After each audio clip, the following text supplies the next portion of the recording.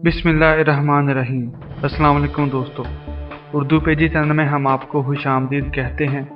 नाजरीन, बरसगीर में फ़न पहलवानी मुग़लों की आमद के साथ ही मंजर आम हुई और जल्द ही इसने लोगों में मकबूलियत हासिल कर ली और फिर पहलवानी को एक काबिल फ़ख्र और बहादुर लोगों का खेल समझा जाने लगा। इस दौर के राजा महाराजाओं के यहाँ कुछ दरबारी पहलवान भी होते थे, जिनकी खुराक और अखाड़े के अखराजात राजा महाराजा ही उठाया करते और नौजवान पहलवानों को तरबियत देने वाले नामवर पहलवान और खलीफे हुआ करते थे। हम में से बेशतर अफराद बचपन में अपने बुजुर्गों से पहलवानों के किस्से सुनते आए हैं और इन किस्सों में हमें पहलवानों के जिन्नों से कुश्ती के किस्सों का तज़किरा भी मिलता है। आज ऐसे ही एक पहलवान के बारे में हम बात करेंगे जिनको रुस्तमे हिंद के साथ साथ रुस्तमे जिन्नात जैसे टाइटल से नवाजा गया है।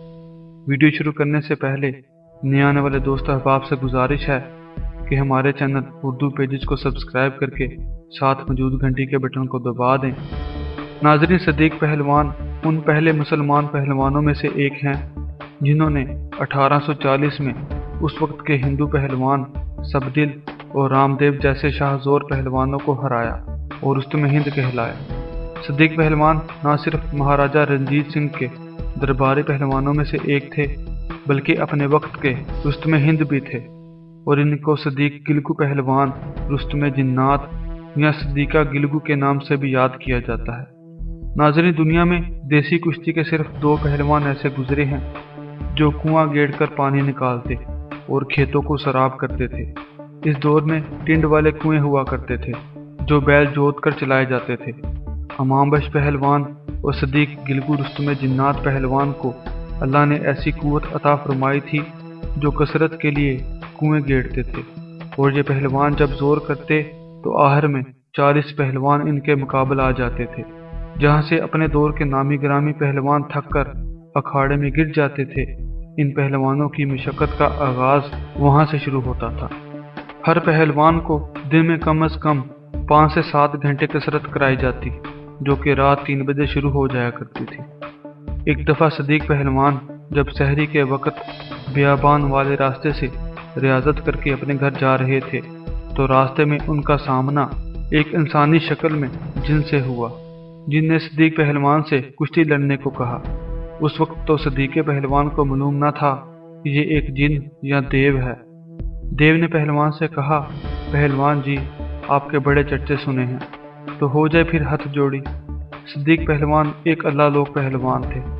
उन्होंने इसे बड़े प्यार से यह कहकर टाल दिया कि भले मानस, ये कुश्ती का वक्त नहीं है और वैसे भी कुश्तियाँ तो अखाड़ों में होती हैं, यूं राह चलते कुश्ती नहीं लड़ी जाती।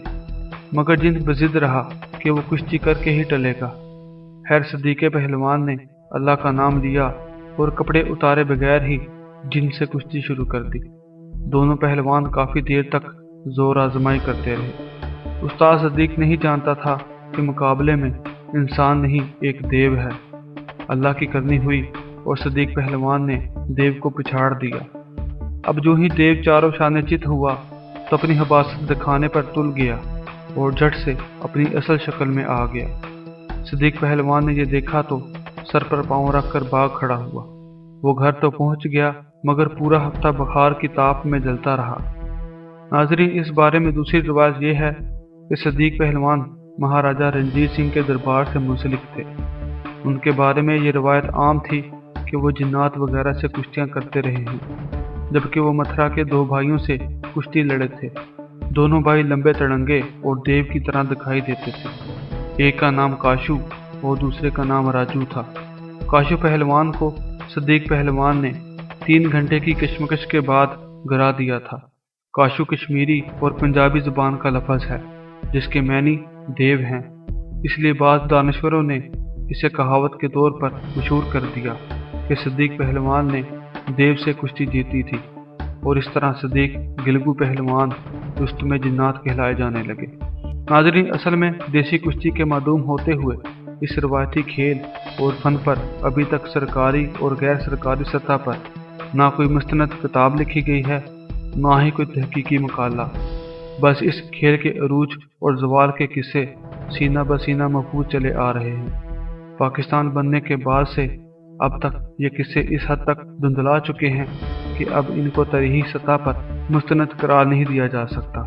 हालांकि इंसान जिस कदर चाहे दिलेर या बहादुर हो, देव या जिन से जिस्मानी ताकत के साथ नहीं जी सकता।